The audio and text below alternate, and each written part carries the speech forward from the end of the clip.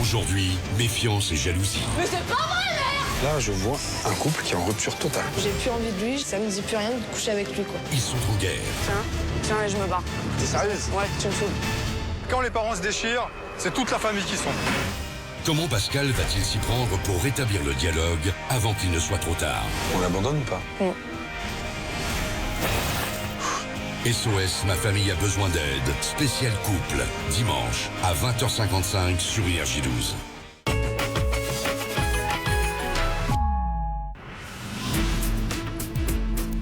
Tu sors dans la rue. Ah, ça brille. Tu mets tes lunettes. Tu as ton téléphone dans la main, tu le regardes. Tu ne sais pas où tu es, tu regardes. Tu te repères. Ça va mieux. Tu vas dans ton café préféré, tu retrouves ton pote. Il joue un jeu vidéo. Ah, la caféine qui coule dans tes veines fait enfin effet. Tu te sens réveillé, plus alerte. Tu paies d'un geste en passant ta carte sur le lecteur sans contact. Tu reçois un appel de ta mère. Tu lui parles. Avant, elle entendait mal. Maintenant, ça va mieux. Elle a un implant. Au revoir, maman. Sans t'en rendre compte, tu es transhumain. Nous sommes tous transhumains. Les lunettes, les lentilles, les implants, quelques infimes exemples d'augmentation parmi les innombrables possibilités. Ton téléphone dans la main comme une extension, une délocalisation de ton cerveau. Les jeux vidéo, des nouveaux espaces qui abolissent les frontières entre réel et virtuel. Ta carte de crédit, combien de temps restera-t-elle encore extérieure à toi? Combien de temps avant qu'une puce ne soit insérée dans ta main? Ta mère, avec l'âge, ses capacités ont diminué. Mais grâce à son appareil, son ouïe va beaucoup mieux. Sa qualité de vie s'est améliorée. Elle est plus heureuse et peut-être même elle vivra plus longtemps.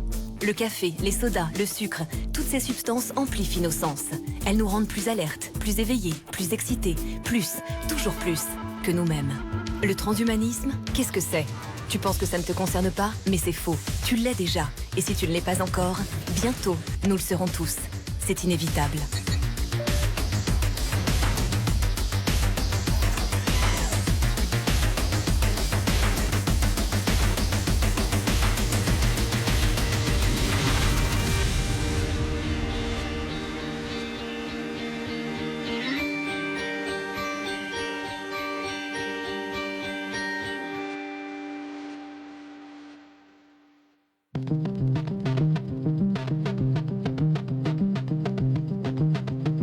Avez-vous déjà rêvé que vous saviez voler? Vous n'êtes pas le seul. Depuis qu'une étoile a explosé en soupe primordiale et que de ce cataclysme est née la toute première matière, puis le premier gène, la première forme moléculaire, ainsi que l'ADN, pour aboutir au tout premier signe de vie, l'apparition de la vie. Nous évoluons sans cesse.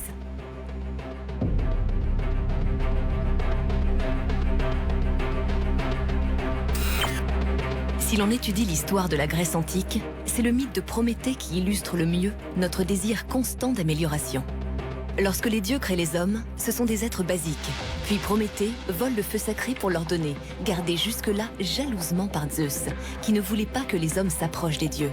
Le feu symbolise la connaissance, l'art, la technologie. Il nous donne un aperçu d'un monde meilleur dans lequel on est plus fort, plus intelligent et où l'on vit plus longtemps. Le feu nous donne une idée de ce que l'on pourrait être, l'égal des dieux. I believe that this nation should commit itself to achieving the goal before this decade is out of landing a man on the moon. Critical to deep space exploration will be the development of breakthrough technologies. Aujourd'hui, le progrès est présent partout autour de nous. Essayez de réfléchir à quelque chose qui n'ait pas été impacté par les nouvelles technologies. Vous n'y arrivez pas. C'est normal, il n'y en a pas. Nos vies, nos corps, nos cerveaux, notre façon de communiquer, tout est soumis aux avancées technologiques. Notre monde est devenu un monde 2.0 et l'on ne le remarque même plus. Tout cela a commencé de façon imperceptible, puis tout s'est accéléré de façon exponentielle. Et c'est cette accélération vertigineuse qui peut sembler alarmante. Vous connaissez la loi de Moore? Elle affirme que la puissance technologique double environ tous les 2 ans. Laissez-moi vous expliquer. Imaginez que vous rentrez dans votre voiture et commencez à rouler à 5 km/h. Vous conduisez pendant 1 minute et vous accélérez pour doubler de vitesse à 10 km/h. Au bout de la 3e minute, vous accélérez encore à 20 km/h. Chaque minute, votre vitesse double.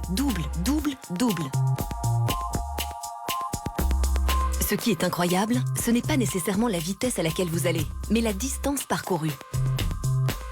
La première minute, vous parcourez 83 mètres. La 3e minute, 333 mètres. La 5e minute, à 80 km/h, vous ferez plus de 2600 mètres. À la 7e minute, vous auriez dépassé les capacités de votre véhicule. Imaginez maintenant si vous doublez de vitesse 27 fois, ce qui est le nombre de fois où les ordinateurs ont doublé de puissance depuis l'invention du circuit intégré en 1958.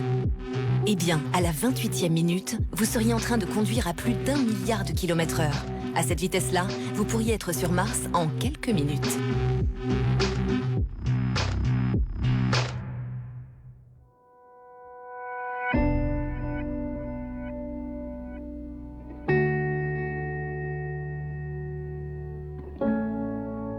Le transhumanisme est un axe de réflexion pour appréhender l'impact inéluctable de l'innovation technologique sur l'humanité. Il part du postulat que le progrès technologique est la suite naturelle de notre évolution biologique. Les transhumanistes estiment que la technologie va permettre d'améliorer la condition humaine en augmentant les performances physiques et mentales de l'homme. La pensée transhumaniste considère que la condition humaine, ses faiblesses, ses maladies et même sa mort ne sont que des handicaps à surpasser, à éradiquer. Le transhumanisme est souvent représenté par le symbole H+.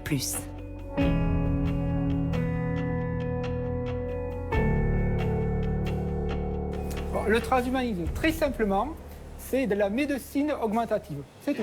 C'est juste ça. On peut aller dans des tas de directions. C'est juste ça. C'est de la médecine augmentative. Mais en fait, c'est en même temps beaucoup de choses. D'abord, c'est quoi qui est de la médecine? Qu'est-ce que c'est qu'une augmentation? Quelque chose qui est une augmentation aujourd'hui sera normal hier. Des lunettes sont une augmentation, des vêtements sont une augmentation. Mais aujourd'hui, c'est plus considéré comme tel. Et aujourd'hui, tout le monde a le droit d'avoir des lunettes, tout le monde a le droit d'avoir des vêtements. Donc, voilà, c'est permettre d'avoir accès à des choses qui sont pour le moment au-delà du nécessaire.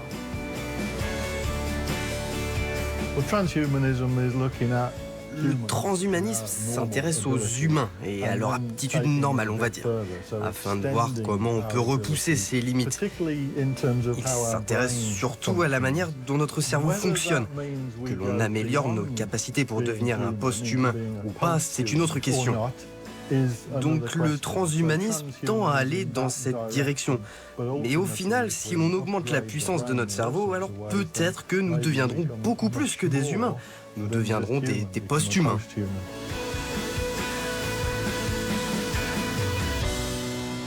N'importe qui dans le monde peut être transhumaniste à partir du moment où il croit en l'évolution et l'amélioration de l'homme par la technologie. Un mouvement de plus en plus populaire et diversifié comprenant des professionnels de toutes catégories. De nombreuses organisations réfléchissent à cette question, comme l'association Technoprog en France ou l'importante Singularity University en Californie, fondée par le célèbre transhumaniste Ray Kurzweil.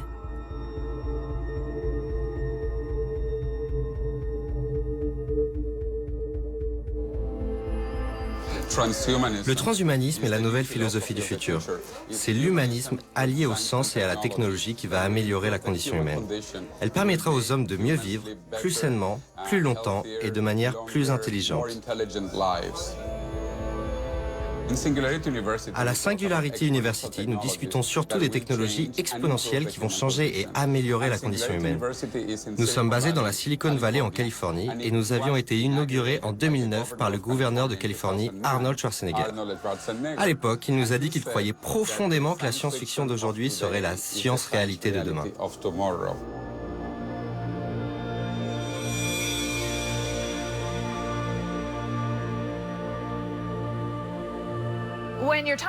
Quand on parle de transhumanisme, on parle de la possibilité de dépasser les fonctions naturelles et biologiques de l'être humain, grâce à la technologie. C'est comme ça que je conçois le transhumanisme. Il peut prendre des formes très différentes. Et d'ailleurs, si on regarde de plus près, ça a déjà commencé dans notre société. On peut se faire placer des prothèses auditives pour mieux entendre, par exemple. Le transhumanisme, c'est donc aller au-delà des capacités humaines. Et si on va plus loin encore, comment aller encore plus loin que ce que l'on peut imaginer et concevoir aujourd'hui en alliant technologie et biologie sans contrainte?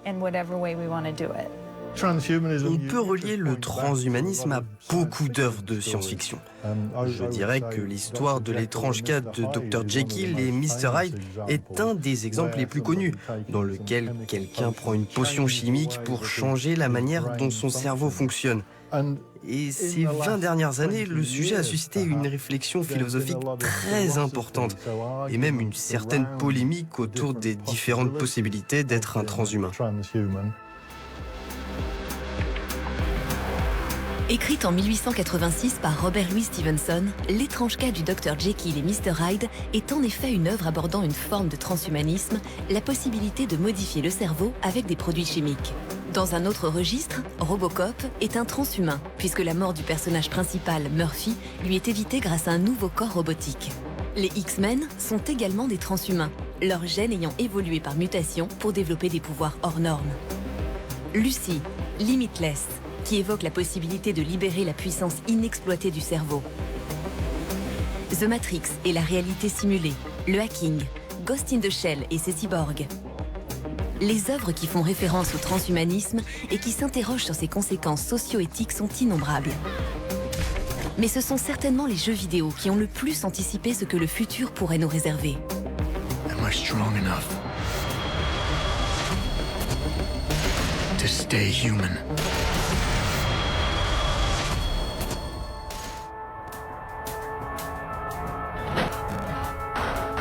Dans les années 90, l'industrie du jeu vidéo est en pleine explosion et devient d'année en année un marché grand public. Jusque-là considéré comme un passe-temps d'ado, le jeu vidéo devient une industrie culturelle à part entière. À cette période, les jeux PC règnent, plus beaux, plus matures, plus sophistiqués et plus intelligents que jamais. Un jeu en particulier, Dark Project, transforme le modèle traditionnel du jeu à la première personne. Le scénario est complexe et riche, et le gameplay est dur à maîtriser. Warren Spector, alors jeune producteur chez Looking Glass Studio, avait déjà une autre idée en tête. Et en 1997, il quitte l'équipe pour rejoindre Iron Storm, un studio basé au Texas. C'est là qu'inspiré par Dark Project, il commence à travailler sur le jeu de ses rêves, soutenu par un budget à la hauteur de ses ambitions.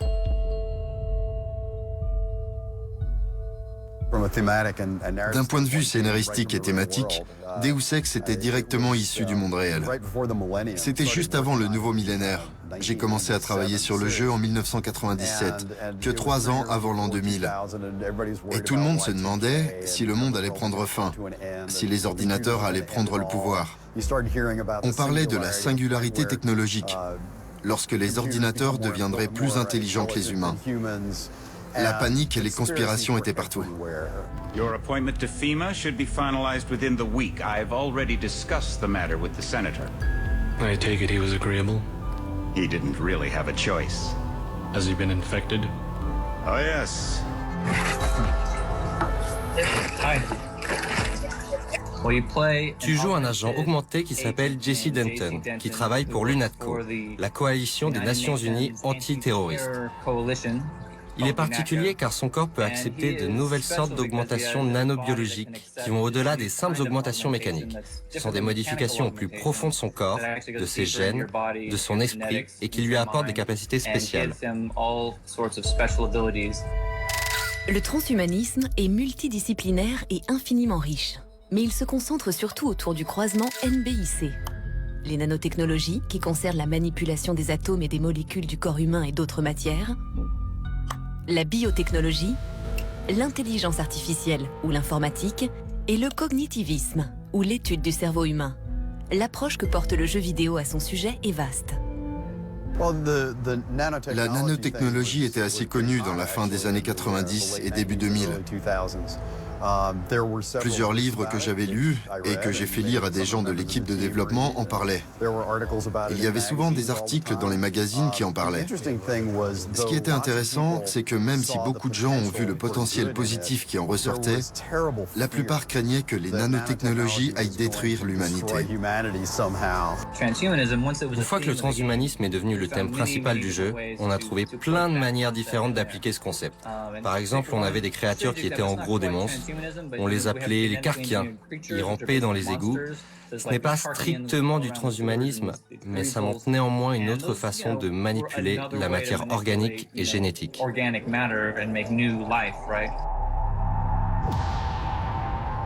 Au fur et à mesure de la progression dans le jeu, on comprend que le héros est un clone de son frère, et que les deux personnages sont des prototypes issus de recherches obscures qui ont eu lieu dans la zone 51. En réalité, aujourd'hui, la recherche sur le clonage est beaucoup moins développée et souvent illégale. En 2015, elle était interdite dans plus de 70 pays. Mais en 2004, le gouvernement anglais a délivré le premier permis au monde aux scientifiques de Newcastle pour enquêter sur le clonage pour raisons thérapeutiques. La première cellule humaine clonée a été créée sur ce site. Au départ, l'événement avait été revendiqué par des scientifiques coréens, mais il s'est finalement avéré que c'était une fausse revendication. Et c'est donc bel et bien nous qui l'avons réalisé peu de temps après. Ça a permis de créer beaucoup de cellules souches pour la recherche sans avoir à utiliser d'embryons. C'est essentiellement la première étape pour cloner un être humain.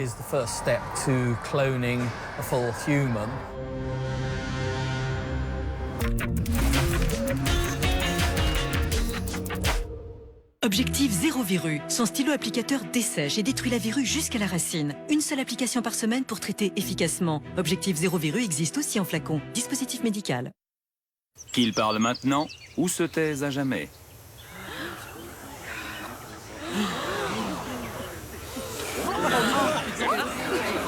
Besoin d'air?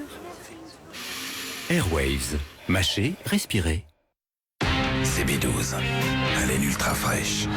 Votre formule puissante pour 12 heures de confiance en continu. CB12. En pharmacie et parapharmacie. Comme mes parents, je donne mon sang. J'ai compris que ça sauve des vies et qu'un jour, on peut tous en avoir besoin. Je donne mon sang, je sauve des vies. Rendez-vous sur le site de l'Établissement français du sang. Les chats feraient n'importe quoi pour Catisfactions. Catisfactions, ce sont d'incroyables friandises. Croustillantes à l'extérieur, tendres à l'intérieur. Et moins de 2 kilocalories chacune. Catisfactions, les chats raffolent de ces friandises.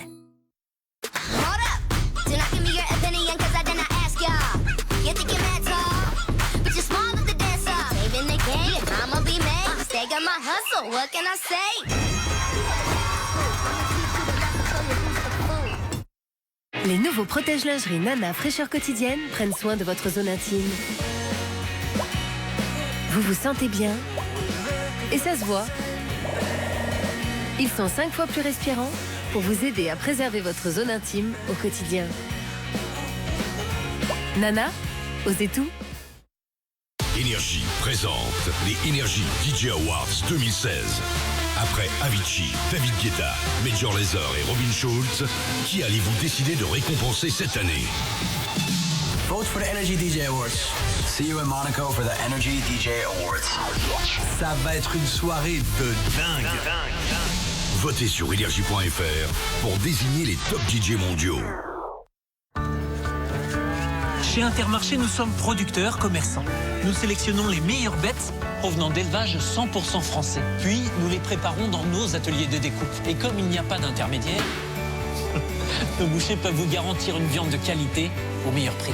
Comme notre pavé de bœuf à seulement 2,50 €. Et ça, nous sommes les seuls à le faire.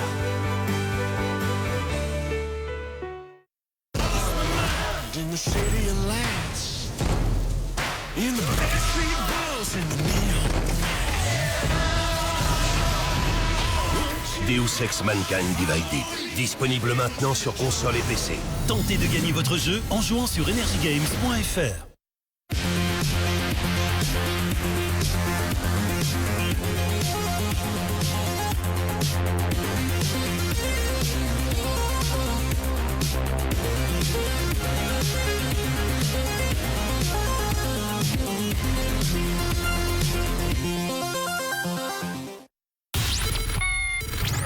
Retrouvez tous vos hits préférés dans l'appli Énergie gratuitement, sans abonnement et en illimité.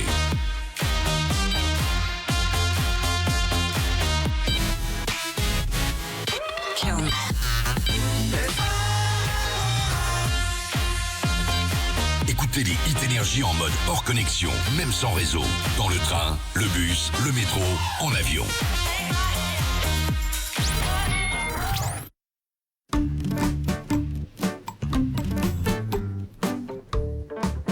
Et là tu vois, bim, elle a caressé mon cahier. Elle a touché ton papier.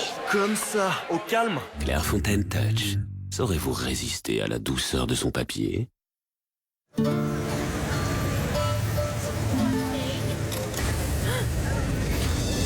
Bonjour Juliette, voici ton nouveau sac qui apparaît et disparaît à la demande. Et avec ce pansement traducteur... Et enfin, tes nouvelles chaussures GPS. Maintenant, tu es prête. Où veux-tu aller? À l'université. Au revoir. Nous vous simplifions la vie pour vos études à l'étranger. Société Générale. Développons ensemble l'esprit d'équipe. Énergie 12 présente The Color Run by Sephora. La course la plus festive du monde revient à Marseille. Rendez-vous dimanche 2 octobre à Marseille pour un parcours de 5 km sans chrono avec seulement 2 règles. S'habiller de blanc et finir la course couvert de couleurs. Infos et réservations sur thecolorrun.fr. De la sueur, de la musique et des couleurs, The Color Run by Sephora, le 2 octobre à Marseille. Un événement Énergie 12. En vacances, vous passez plus de temps avec votre smartphone qu'avec votre partenaire? Durex vous propose des distractions d'un tout autre genre. Durex Gel Sensitive. Pour moins de virtuel et plus de sensuel. Dispositifs médicaux. Et pour éveiller vos sens, retrouvez-vous avec les gels de massage Durex. Arrêtez de fumer à votre rythme avec Nicotine Mini gourmande fraîche. Comprimé à sucer Nicotine Mini, zapper de cigarette. En pharmacie, médicament réservé à l'adulte de plus de 18 ans.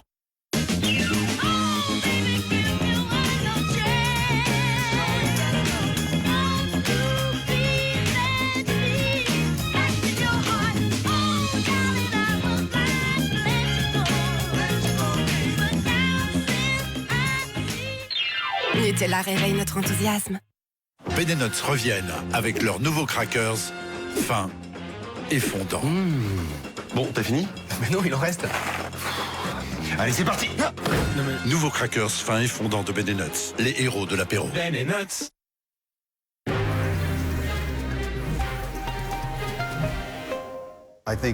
Je pense que d'un point de vue médical, la nanotechnologie va être incroyable et merveilleuse. Je pense bien sûr que des personnes vont mal s'en servir et qu'il y aura des catastrophes nanotechnologiques, comme avec le pétrole aujourd'hui. Mais je pense que c'est comme toute chose. Cela va dépendre de la manière dont les gens vont l'utiliser. Le transhumanisme est inévitable. On ne peut l'endiguer. Alors mieux vaut se faire à l'idée que ça va arriver et que des bonnes choses comme des mauvaises vont arriver. Le jeu semble avoir eu un pouvoir de prédiction assez étonnant, voire même effrayant. L'absence des tours jumelles du paysage new-yorkais en est l'un des exemples troublants. Le jeu aurait-il prédit les attentats du 11 septembre qui allaient avoir lieu un an plus tard ? Au-delà des théories conspirationnistes, en règle générale, la société d'aujourd'hui a évolué vers une réalité que le jeu semblait avoir anticipée. À l'heure actuelle, les grandes entreprises règnent. 1% de la population détiendra bientôt 50% de la richesse mondiale. Notre dépendance technologique, notre besoin d'exhibition sur les réseaux sociaux, nos relations virtuelles sont autant d'instants volés à la réalité. Regardez cette conversation du premier jeu. How do you know who I am? Human beings feel pleasure when they are watched. I have recorded their smiles as I tell them who they are. The need to be observed and understood was once satisfied by God. No one will ever worship a software entity peering at them through a camera. The human organism always worships. First, it was the gods. Then, it was fame, the observation and judgment of others. Next, it will be the self-aware systems you have built. Je mentirais si je disais qu'on a essayé de prévoir le futur. Mais la vérité est que le jeu s'appuie sur la réalité. Il n'y a rien dans Deus Ex qui ne peut être prouvé, même avec juste ce qu'on savait en 1997. Ils ont fait un jeu dans les années 90 et ont prédit ce que serait le monde en l'an 2052, d'un point de vue scientifique, technologique, politique, social et même religieux. Il y avait tellement de thèmes différents. Le genre humain avec les avancées technologiques, si les ordinateurs et les intelligences artificielles allaient prendre la place de la religion dans nos sociétés. Et si oui, comment elles allaient y parvenir. En prenant du recul, on voit qu'ils ont prédit beaucoup de choses qui ne sont pas arrivées. Mais ils ont aussi prédit des choses qui sont arrivées et qu'on a même déjà dépassées. Si tu t'inspires des choses telles que tu les connais dans la réalité, tu vas tomber juste sur certains points. C'est ce qui apparaît comme prémonitoire. C'est lié à notre volonté de construire quelque chose à partir de ce qu'on connaît déjà. Nous n'avions rien mis dans le jeu qui n'avait pas de référence dans le monde réel. Le monde réel a juste grandi et évolué par rapport à ce qu'on avait créé et imaginé en 1997.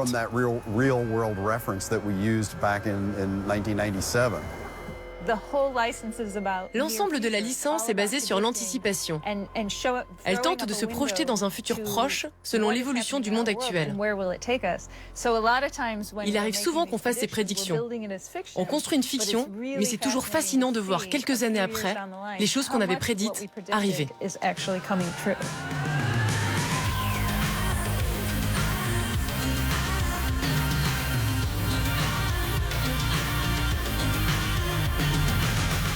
C'est donc dans un monde moderne que l'équipe d'Eidos Montréal lance le reboot de la série. Mais il ne s'agit plus de se focaliser sur la nanotechnologie de 2052, vue dans le premier jeu. C'est là un retour en arrière en 2027, qui nous offre une nouvelle vision du futur, encore plus intense et terrifiante.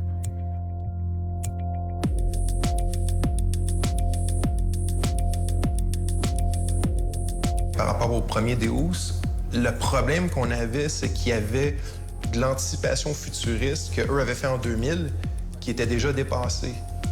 Donc, eux avaient fait, comme je dis, une prédiction futuriste de 2052, hein, qui est beaucoup plus loin qu'aujourd'hui, mais que déjà, certaines de ces prédictions-là ne fonctionnaient plus par rapport à où ce qu'on était rendu en 2007.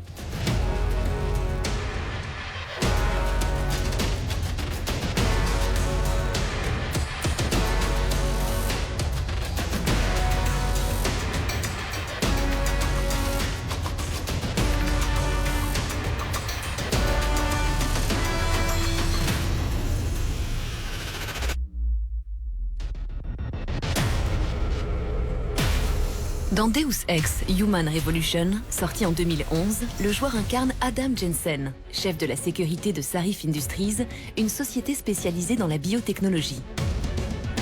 Suite à l'attaque des laboratoires, Adam, qui sans le savoir possède des gènes permettant toute augmentation sans risque de rejet, reçoit les augmentations mécaniques les plus avancées du moment.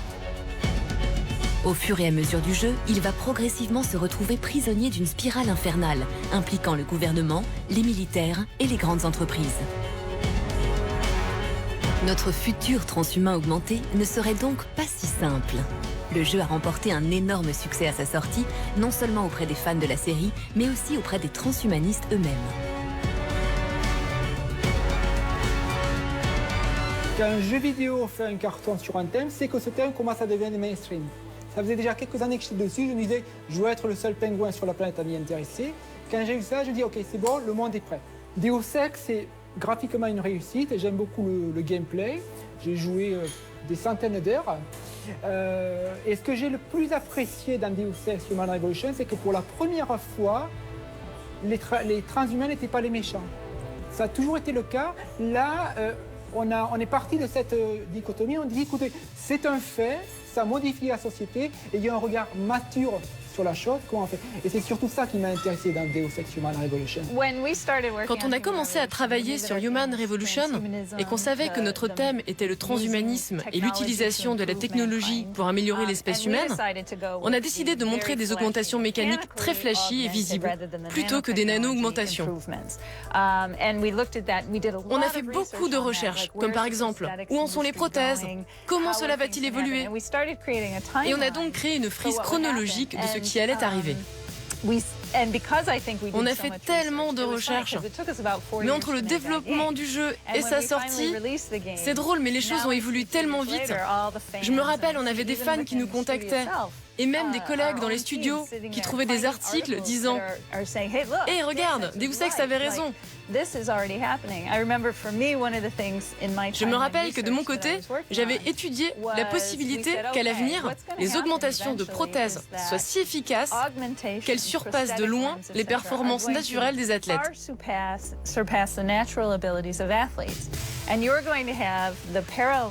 On avait prédit qu'on verrait un athlète paralympique porter plainte contre le comité des JO pour dire « Je veux participer aux Jeux Olympiques valides ». Et avant même qu'on ait fini le jeu, Oscar Pistorius avait porté plainte contre le comité des JO. Je crois qu'il a perdu, alors qu'on pensait qu'il gagnerait. En effet, il y a beaucoup de choses qui se passent dans le monde et qu'on nous désigne après coup en disant « Vous l'aviez prédit ». Bon, on ne l'avait pas prédit, mais on l'avait vu venir.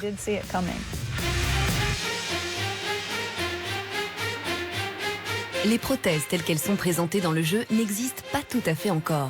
Il va falloir beaucoup plus de temps avant de pouvoir transformer son bras en épée ou d'intégrer un GPS dans sa rétine. Les prothèses d'aujourd'hui s'inscrivent très majoritairement dans le domaine thérapeutique, puisqu'elles remplacent des organes ou des membres dans le but de restaurer des fonctions atteintes, notamment chez les soldats blessés ou les athlètes handisport. J'ai commencé l'athlétisme à l'âge de 6 ans parce que ma sœur voulait en faire et qu'elle voulait pas en faire toute seule, donc je l'ai accompagnée. Pendant plus de 10 ans, j'ai pratiqué ce sport en valide. C'était vraiment un sport qui me plaisait, que j'aimais, où j'aime le plaisir que ça me procure. Et en fait, à l'âge de 15 ans, j'ai été renversée par une voiture qui a conduit en fait à l'amputation de ma jambe gauche sous le genou. Et par chance, en fait, cette amputation, ce handicap, ne m'empêchait pas de faire de l'athlétisme dès l'instant que j'avais du matériel. Donc j'ai pu reprendre en fait derrière l'accident l'athlétisme. Après, les gens ne nous voient pas encore forcément dans la vie de tous les jours ou même dans le sport comme des super humains. Voilà, on n'est pas encore de là sur le grand public. Par contre, souvent on entend « Ah, vous avez beaucoup de courage » parce qu'on s'est relevé derrière un accident, des choses comme ça. Mais en fait, c'est pas du courage, c'est simplement de la passion, de la force de vivre.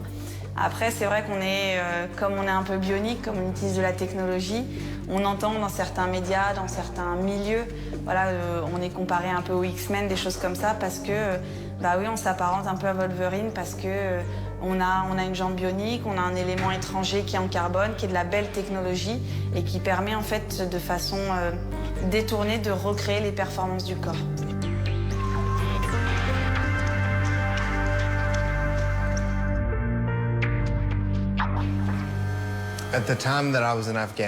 Quand j'étais en Afghanistan, il y avait plus de 300 mines qui explosaient par mois. Donc ce mois, j'ai été blessé le 1er juin. Ce mois-là, j'ai été touché par une des 300 mines qui explosaient sans faute. Je sais pas. J'imagine que c'était une mauvaise patrouille, que j'avais pris la mauvaise route. Des choses arrivent dans la vie et on ne peut pas tout prévoir. Je n'ai pas prévu de perdre un membre ou d'être sur le point de mourir et j'ai failli mourir 5 fois. Je ne l'avais pas prévu mais c'est arrivé. Je me suis donc adapté, je me suis surpassé, j'ai persévéré.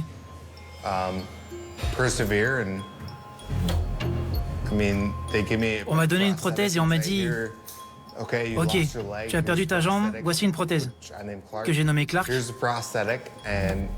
Donc, voici ta prothèse. Et si tu veux remarcher, tu dois apprendre à utiliser cette prothèse. » Et c'est ce que j'ai fait. En fait, la technologie, elle est simplement là pour pallier un manque. Et pour l'instant, je pense qu'elle n'est pas de là à sublimer le corps humain. Je ne me suis jamais senti pas humain à cause de ce truc. Ça fait partie de moi maintenant. Et si je veux parler, marcher et être entier, complet, alors je dois apprendre à vivre avec. Moi, je sais quand ma prothèse est bien faite, ce qui est le cas actuellement, ça me permet d'oublier totalement mon handicap. Et là, je peux dire que je l'ai totalement intériorisé, même si le soir, quand je vais me coucher, quand je vais prendre la douche, j'enlève cet élément extérieur. Mais en tout cas, dans la journée, avec ma prothèse, on ne fait qu'un. On est un être humain complet. C'est ce qui me permet de vivre, d'avoir une mobilité, d'avoir une autonomie et d'être quelqu'un de complète. Je suis toujours une personne. Je suis toujours Alex. On peut dire que je suis un Alex plus. Donc oui, une version transhumaine de moi-même, si tu veux, oui. Dans le sens où je suis une version nouvelle de moi-même, une version améliorée.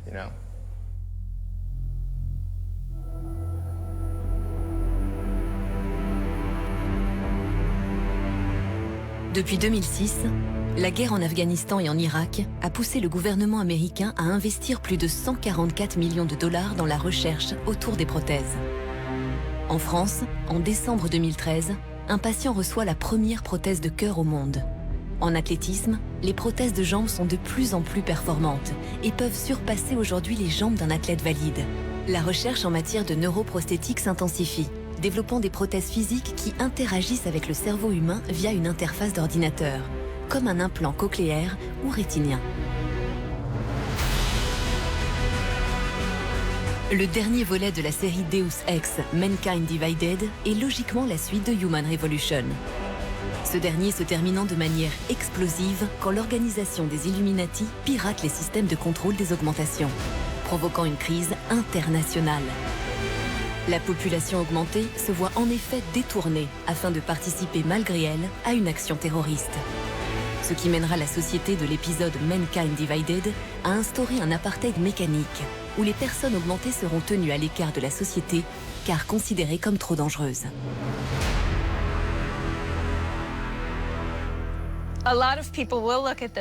J'imagine que beaucoup de personnes sont en train de regarder ça et de se dire « On ne devrait pas aller dans cette direction. C'est trop effrayant. Ce qui se passe dans ce jeu, c'est trop dangereux. » On montre ce qui pourrait se passer si quelqu'un essayait de pervertir cet élan en prenant par exemple le contrôle de beaucoup de gens. Ça fait peur, mais en même temps, ça me semble réaliste. Car cela pourrait véritablement être une dérive du développement de l'industrie des prothèses d'aujourd'hui. Mais ceci dit, comment peut-on refuser à ceux qui en ont besoin une alternative qui leur permettrait de vivre plus confortablement, avec les mêmes capacités que tout le monde. Je me souviens, pendant mes recherches, d'avoir longuement parlé avec Amy Mullins, une actrice magnifique, très intelligente, top modèle, enfin tout ce qu'on veut, mais qui est née sans jambes, et qui parle énormément du fait que pouvoir changer de jambes lui a changé la vie de façon très conséquente et de façon très positive. Quand tu regardes ça, tu te dis qu'il y a quand même du positif. Alors, comment ça pourrait être aussi mauvais ?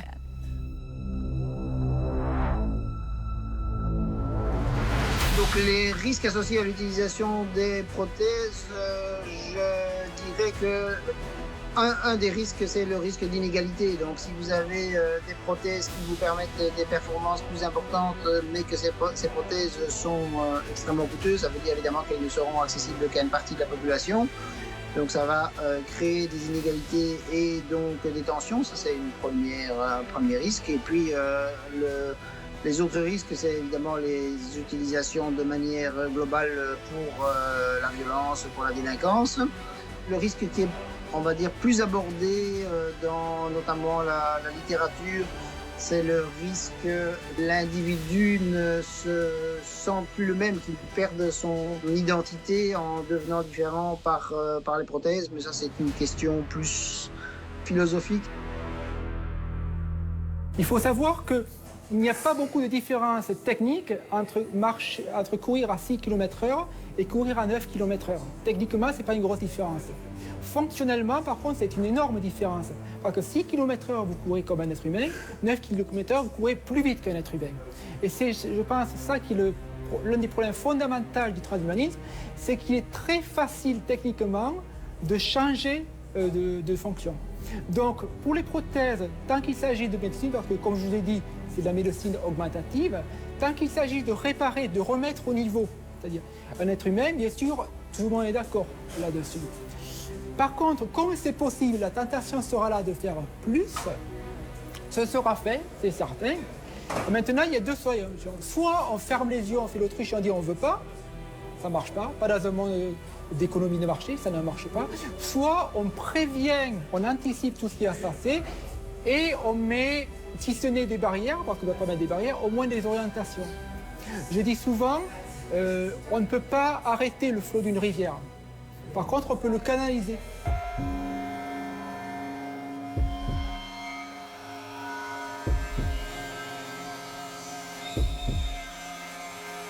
Mankind Divided présente-t-il une vision trop extrême du futur? Si l'aptitude divinatoire de la série est une nouvelle fois vérifiée, il faudrait commencer à se poser des questions. La prothèse va-t-elle se démocratiser au même titre qu'un tatouage ou un piercing? Dans quelle mesure les prothèses vont-elles surpasser les possibilités du corps humain de manière définitive? Le corps humain va-t-il devenir obsolète? Les prothèses pourraient-elles devenir obligatoires dans certains milieux?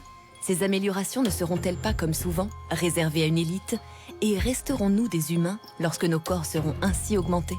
Les enjeux du transhumanisme sont complexes et soulèvent de nombreuses questions, nous encourageant à la réflexion sur les conséquences socio-éthiques de l'utilisation de la technologie sur l'être humain. Quand on a commencé, on a dû acheter tous les bouquins qui étaient reliés au transhumanisme. On les a tous achetés, on les a tous lus, mais il fallait acheter des vrais ouvrages. Sur l'Internet, oui, il y avait des trucs aussi sur l'Internet, mais au niveau de la conscience générale, sociale, de masse, les médias, tout ça, c'était complètement inexistant.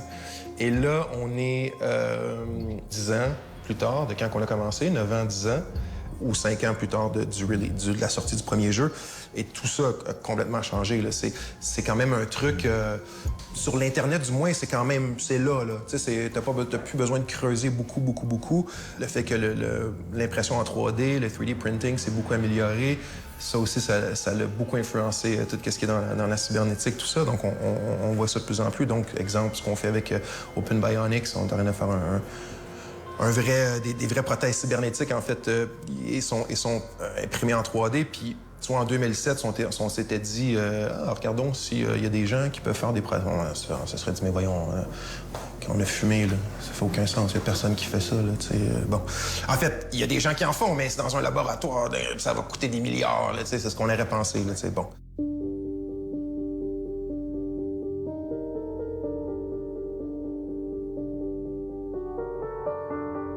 À Bristol, une société anglophone cherche à rendre accessibles à tous les technologies de demain.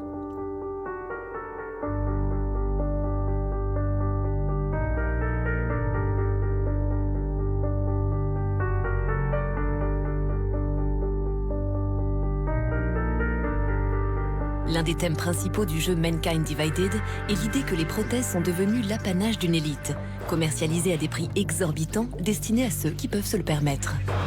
La société Open Bionics propose des prothèses en open source, donc téléchargeables et imprimables par n'importe qui à l'aide d'une simple imprimante 3D.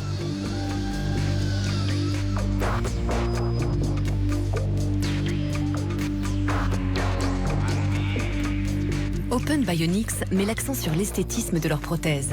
S'en est découlée une collaboration entre les créateurs du jeu et ces jeunes passionnés de la robotique.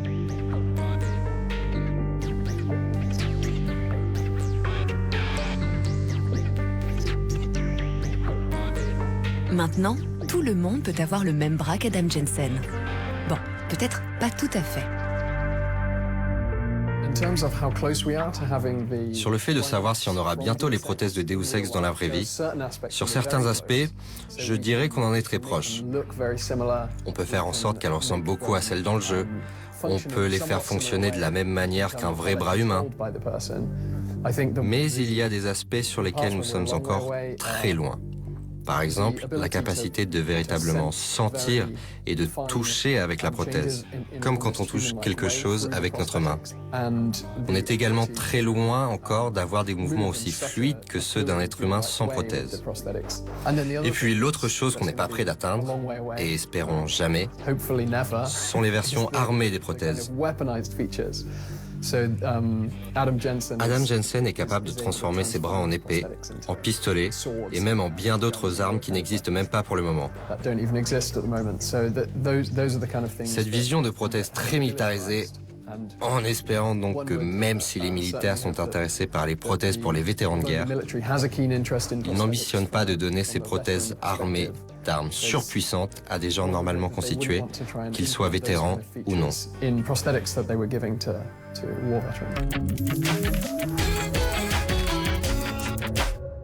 Tout l'amour que j'ai pour toi. Rémi, viens voir, viens voir.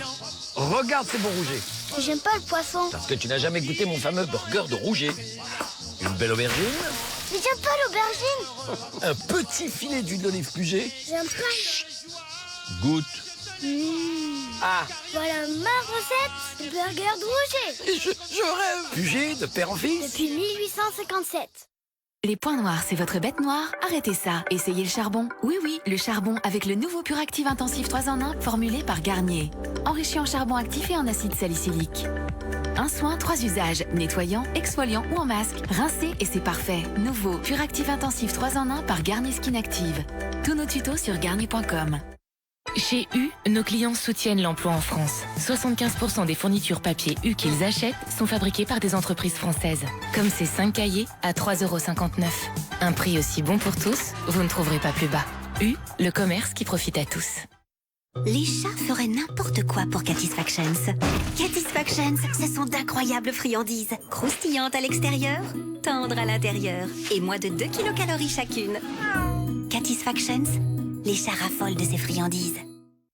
En vacances, vous passez plus de temps avec votre smartphone qu'avec votre partenaire. Durex vous propose des distractions d'un tout autre genre. Durex Gel Sensitive. Pour moins de virtuel et plus de sensuel. Dispositifs médicaux. Et pour éveiller vos sens, retrouvez-vous avec les gels de massage Durex.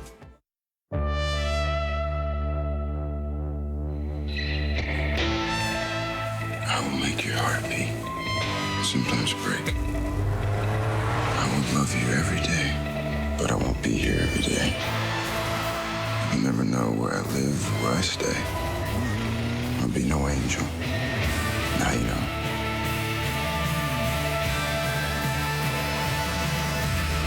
Diesel Bad, a new fragrance for men. In the city of lights, in the backstreet balls and the neon.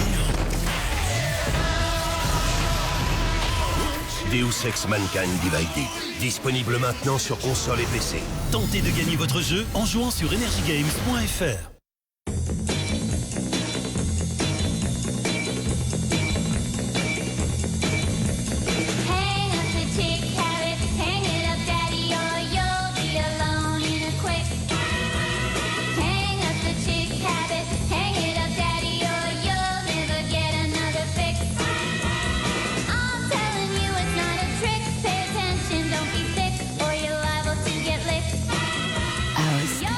Irrésistible tentation.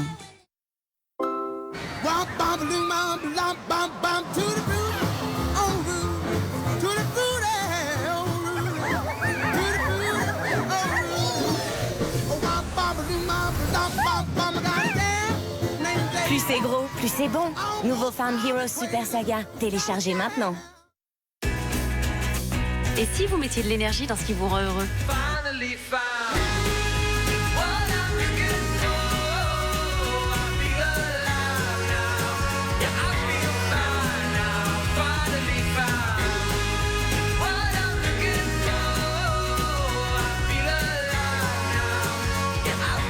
Votre cottage pour 4 personnes à Center Parks à partir de 199 € sur centerparks.fr. Center Parks, ensemble, vraiment. Ben & Nuts reviennent avec leurs nouveaux crackers fins et fondants. Bon, t'as fini? Mais non, il en reste. Allez, c'est parti. Nouveaux crackers fins et fondants de Ben & Nuts, les héros de l'apéro. Ben & Nuts. Ma fille ne s'arrête jamais, donc moi non plus. Difficile quand on a mal à la tête. Nouveau, Nurofen 200 mg comprimé orodispersible. Il se prend sans eau pour pouvoir l'emporter partout. Pratique pour moi, comme pour ma fille. Médicament à l'ibuprofène pour adultes et enfants pas avant 40 kg, environ 12 ans. Ne pas utiliser chez la femme enceinte.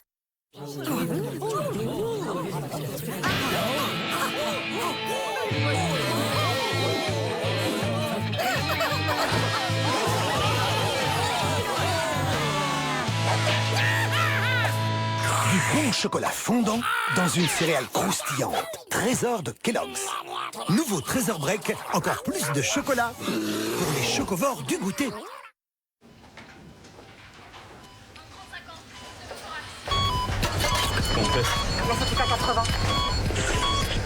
Et chirurgien? Mais ouais, ce serait cool d'être chirurgien. Ah oui, sauf que 9 ans d'études niveau budget, ça va être tendu. Une goutte de sang, tu t'évanouis. T'es pas sérieuse? Besoin de soutien pour réaliser vos projets? Avec BNP Paribas, votre carte bancaire est gratuite pendant toute la durée de vos études. BNP Paribas, la banque d'un monde qui change.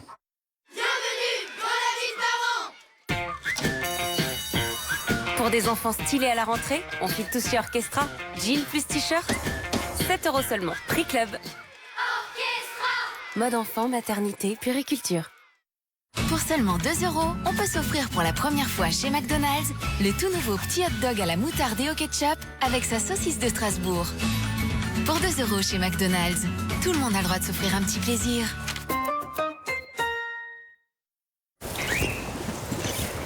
Vas-y, ma belle, donne-moi des bonbons fruités Skittles. Skittles, de délicieux bonbons au goût fruit. Skittles, try the rainbow, test the rainbow.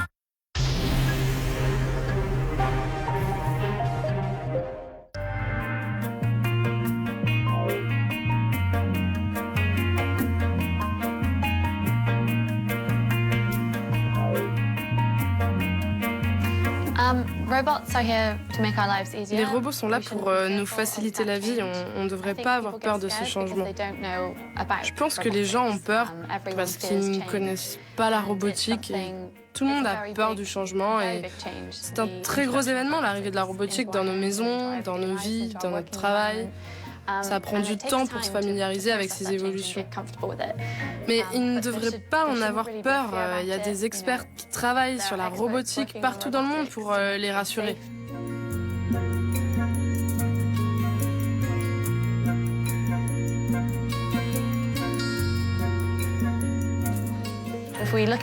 Si on prend l'exemple des Blade Runner avec des jambes prothèses, ils surpassent aisément des athlètes humains et je pense que dans le futur, on pourra aussi créer des bras ou des mains bioniques capables d'imiter et même de surpasser la main d'un être humain. Et comme c'est de l'hardware, on pourra décider à quoi ressemblera notre bras ou notre main et même lui ajouter des fonctionnalités. Il y a des grandes discussions en ce moment sur ce à quoi devraient ressembler ces prothèses et ce qu'elles pourraient faire et c'est très excitant d'y penser.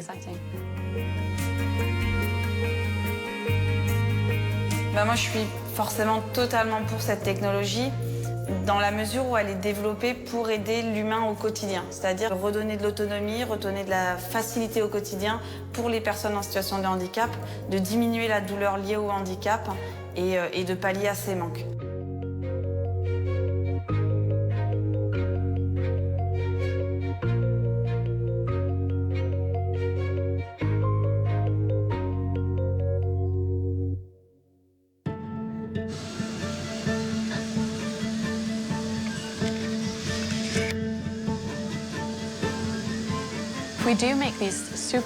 Si on fait ces prothèses hyper cool, plus légères, plus rapides, bien sûr qu'elles seront très chères et il n'y aura que les gens qui en auront les moyens qui pourront s'en procurer.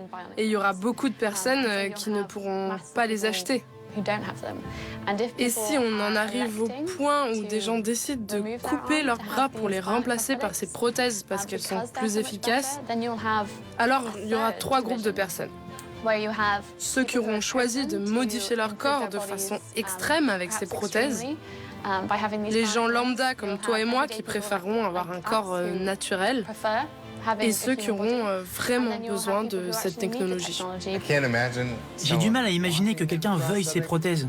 Je peux comprendre que les gens peuvent penser que c'est un avantage, mais le corps humain a été conçu de manière tellement parfaite.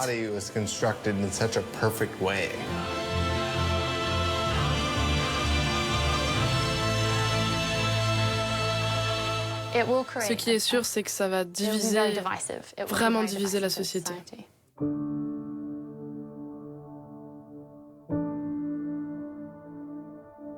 La robotisation de l'homme est intrinsèquement liée à l'humanisation des robots. Les 2 processus marchent main dans la main. D'un côté, les questions d'intelligence artificielle, de l'autre, le concept d'un organisme cybernétique. Dans les 2 cas, l'idée principale aborde la fusion totale entre l'homme et la machine, dont l'aboutissement s'appelle la singularité. Le concept de la singularité est ancien et fait l'objet de plusieurs définitions, mais il concerne toujours le point d'un au-delà définitif et irrévocable. Un point où notre état d'être humain prend fin. Soit car surpassés par les robots, nous ne sommes plus les êtres les plus puissants du monde, soit car nous serions capables de mêler notre cerveau à un ordinateur. Une idée qui semble tout à fait raisonnable pour certains, parmi lesquels Kevin Warwick, un scientifique qui travaille depuis longtemps sur la question de l'intelligence artificielle, mais qui est surtout connu comme étant le premier cyborg du monde. Cet homme a commencé dès 1998 les expérimentations d'implants et de liaisons entre son cerveau et Internet. Le dernier implant que j'ai eu est maintenant appelé le BrainGate. Il consiste à une centaine d'épines avec des électrodes à leur extrémité et ces épines ont été injectées dans le système nerveux dans mon bras gauche. Vous pouvez voir la cicatrice. C'est allé à mi-chemin dans mon système nerveux. C'était donc très profond, dans le but de lier mon système nerveux à un ordinateur et finalement à Internet. Et pendant l'expérience, j'avais littéralement une adresse IP.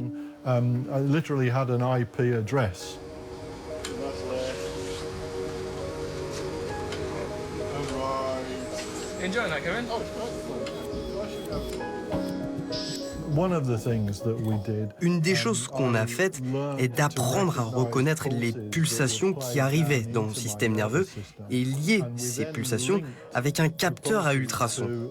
Un peu comme les chauves-souris perçoivent le monde, par exemple. Et cela donne une bonne impression de distance, plutôt précise d'ailleurs.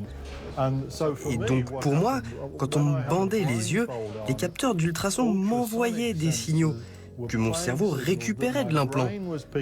Plus la fréquence était forte et plus je savais que l'objet était proche de moi.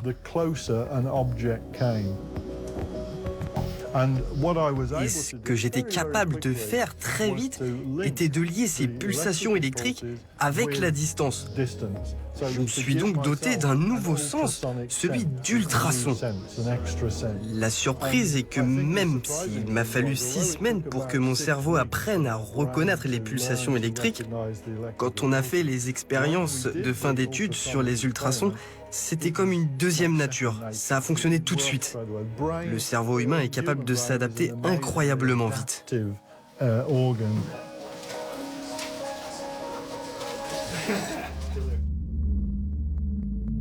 Le cerveau, c'est des signaux électriques qui se déplacent. Il n'a aucune connaissance sur le monde, ni de contact avec lui, puisqu'il est dans notre crâne. Donc si vous pouvez bouger les signaux électriques de manière à ce qu'ils aient du sens pour le cerveau, alors vous pouvez contrôler ces signaux à partir d'un appareil externe et vous avez tous les moyens technologiques dont vous avez besoin.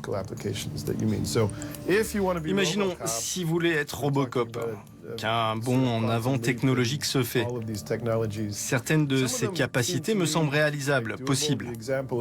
Par exemple, la vision infrarouge me semble raisonnable parce que ça ne change rien de fondamental dans la manière qu'a le système nerveux d'interagir avec le monde.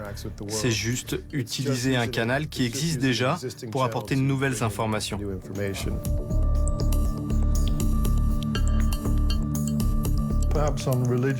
D'un point de vue religieux, il y aura des plaintes, car on fera des choses que l'être humain ne fait pas naturellement. Mais quand on y réfléchit, n'importe quel médicament qu'on prend fait exactement ça. Alors je ne pense pas qu'ils aient de bons arguments contre l'utilisation thérapeutique. Mais en vrai, je ne pense pas qu'ils aient d'arguments dans le but d'augmentation non plus. Si on se dote de capacités via des produits chimiques ou électroniques qui vont au-delà de la norme humaine. Je veux dire, pourquoi pas? On a déjà fait ça physiquement, depuis des années. Voler dans un avion est un exemple. Alors pourquoi ne pas le faire mentalement?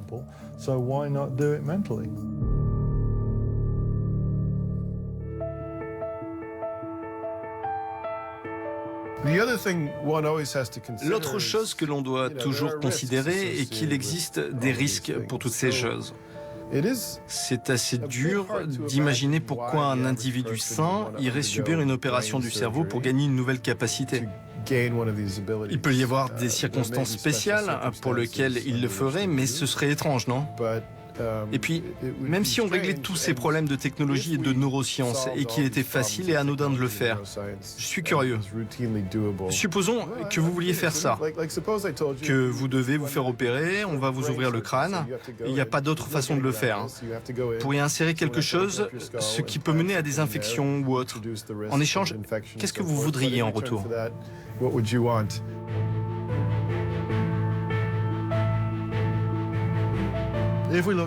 Si on regarde dans le futur, je pense qu'on est très loin de la possibilité d'uploader notre cerveau dans son état actuel.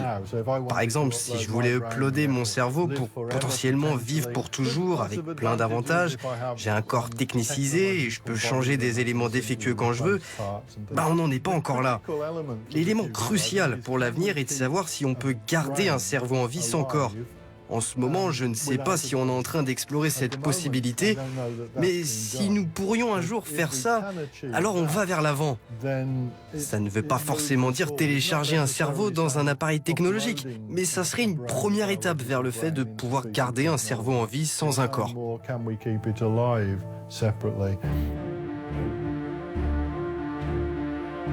Le principe de la singularité, c'est que l'on peut transférer sa conscience dans un réceptacle artificiel et l'on fonctionnerait sur un ordinateur. On serait alors immortel, immunisé aux maladies, on aurait accès à des informations à l'infini. C'est compliqué de savoir si c'est possible, déjà d'un point de vue technologique, parce qu'il y a des milliers de zones dans le cerveau qui fonctionnent simultanément et qui réagissent de manière différente. Et l'ordinateur doit être capable de simuler toutes ces zones et les transitions entre elles. Y a-t-il assez de puissance informatique dans l'univers pour le faire marcher? C'est discutable. Personnellement, je ne pense pas être intéressé par l'idée de m'uploader sur un ordinateur. Je pense que le risque d'abus serait simplement cauchemardesque.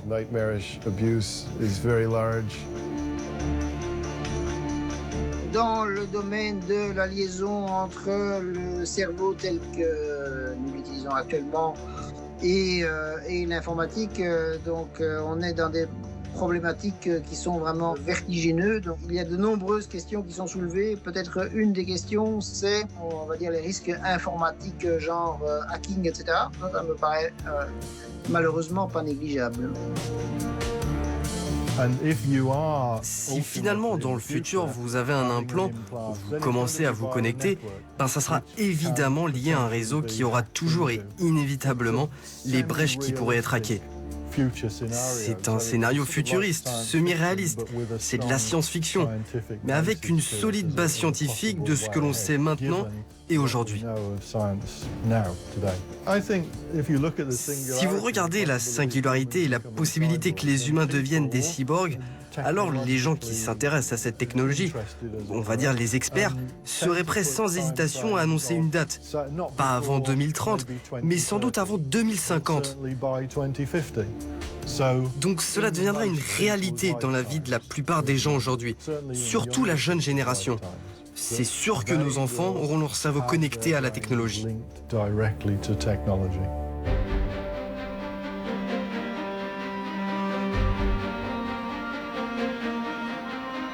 Dans une société en quête de repères, où plus rien ne nous étonne, plus rien ne nous effraie, la technologie nous propose des miracles. Grâce à Internet, nous avons écrasé l'espace et le temps. Nous abolissons des frontières tous les jours vers une fusion d'un écosystème naturel et artificiel. Nous vivons de plus en plus dans des mondes virtuels. Nous guérissons. Nous vivons plus longtemps. Nous nous transformons. Mais ces progrès amènent de nouvelles problématiques. Pour nos valeurs, notre liberté, notre sécurité, pour nos âmes. Certains d'entre nous vont penser « Ouais, c'est trop cool, tout ce que la technologie peut nous apporter ». D'autres, au contraire, vont penser que c'est la fin de notre monde. Mais l'histoire nous prouve que l'homme ne résiste pas longtemps à l'attrait de la nouveauté. Il est encore trop tôt pour pouvoir dire de quoi demain sera fait. Peut-être que l'évolution sera transformative, peut-être qu'elle sera destructive. Mais nous devrions y réfléchir, avant qu'il ne soit trop tard. Le futur, qui sera fort probablement transhumain, sera à la fois utopique et dystopique. De la même manière que toutes les innovations technologiques par le passé, parce qu'on ne fait que réinventer le passé, ont apporté leur lot de bonheur et de malheur, de guerre et d'amélioration technologique. Bien évidemment que j'augmenterais mon cerveau pour devenir un cyborg. J'adorerais faire ça. les cyborgs régneront sur Terre, c'est sûr. Je pense que c'est dans la nature humaine d'être constamment en apprentissage, d'être curieux sur notre place dans le monde et de vouloir aller de l'avant. Où est-ce que ça va nous mener? Je ne sais pas. Est-ce que quelque chose pourrait l'interrompre? C'est possible. Quand je me pose ces questions, je vais parler avec d'autres chercheurs de la robotique pour savoir ce qu'ils en pensent. Et ils sont tous d'accord pour dire que ça va arriver. Pourquoi ça n'arriverait pas? C'est juste une question de temps. Et quand ça arrivera, il va y avoir cette nouvelle race d'êtres bioniques. On est dans une ère transhumaniste. Il va y avoir probablement des gros problèmes, parfois, avec ça. Et aussi des trucs incroyables, des trucs qui vont changer nos vies de façon très positive. Donc voilà, attendez-vous les 30 prochaines années à voir des trucs auxquels vous ne pouvez même pas imaginer encore.